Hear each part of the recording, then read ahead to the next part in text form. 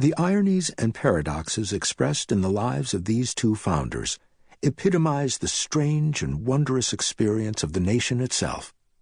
Jefferson was an aristocratic Virginia planter, a well-connected slaveholder, a patriarch, as he called himself, reared in a hierarchical slaveholding society. By contrast, Adams was middling-born in a Massachusetts society that was far more egalitarian than any society in the South. Adams had few connections outside of his town of Braintree, and his rise was due almost exclusively to merit. Yet Jefferson, the slave-holding aristocrat, emerged as the apostle of American democracy. He became the optimistic exponent of American equality and the promoter of the uniqueness of the nation and its special role in the world. Adams, on the other hand, became the representative of a crusty conservatism that emphasized the inequality and vice-ridden nature of American society, a man who believed that democracy will infallibly destroy all civilization. America, said Adams, was not unusual. It was not free from the sins of other societies. Jefferson told the American people what they wanted to hear, how exceptional they were. Adams told them what they needed to know, truths about themselves that were difficult to bear. Over the centuries, Americans have tended to avoid Adams's message. They have much preferred to hear Jefferson's praise of their uniqueness.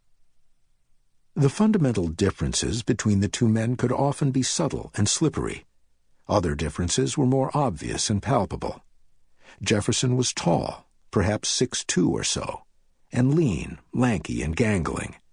He had a reddish, freckled complexion, bright hazel eyes, and reddish-blonde hair which he tended to wear unpowdered in a queue. He was careless of his dress and tended to wear what he wanted to wear, regardless of what was in style. He bowed to everyone he met and tended to talk with his arms folded, a sign of his reserved nature.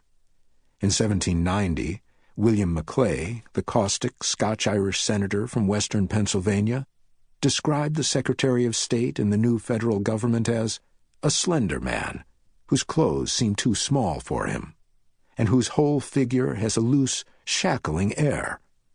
Jefferson tended to sit in a lounging manner on one hip, with one of his shoulders elevated much above the other. To Maclay, who disliked anything that smacked of European court life, Jefferson affected a manner of stiff gentility or lofty gravity. In contrast to Jefferson, Adams was short, 5'7" or so, and stout. "By my physical constitution," he admitted, "I am but an ordinary man." He had sharp blue eyes, and he often covered his thinning light brown hair with a wig.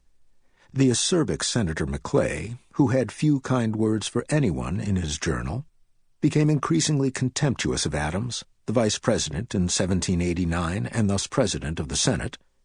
Adams, wrote Maclay, was a childish man, with a very silly kind of laugh, who was usually wrapped up in the contemplation of his own importance.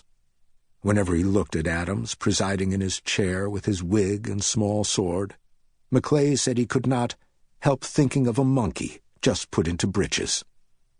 There is no doubt that Adams could sometimes appear ridiculous in the eyes of others. Although Jefferson was often hated and ridiculed in print by his political enemies, no one made fun of him in quite the way they did Adams. Jefferson possessed a dignity that Adams lacked. For many, Jefferson was the model of an 18th-century gentleman, learned and genteel, and possessing perfect self-control and serenity of spirit. His slave, Madison Hemings, recalled that Jefferson was the quietest of men, who was hardly ever known to get angry. Adams was certainly learned, and could be genteel, but he lacked Jefferson's serenity of spirit. He was too excitable and too irascible for that. He never knew when to be reserved and silent, something Jefferson was skilled at. Indeed, Jefferson used his affability to keep people at a distance. Adams was just the opposite. Familiarity bred his infectious amiability. In 1787, his Harvard classmate, Jonathan Sewell, who had become a Loyalist, met Adams in London and was reminded of the appeal Adams had for him. Adams, he told a judge back in Massachusetts, has a heart formed for friendship and susceptible of its finest feelings. He is humane, generous, and open, warm to the friendly attachments, though perhaps rather implacable to those he thinks his enemies. Adams was high-strung, and was never as relaxed and easygoing as Jefferson was in company.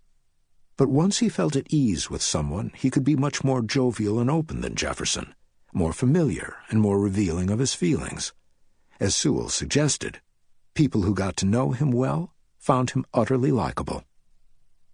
His candor and his unvarnished honesty won their hearts. But these qualities of forthrightness did not work well in public. Adams never quite learned to tailor his remarks to his audience in the way Jefferson did. Consequently, he lacked Jefferson's suave and expert political skills.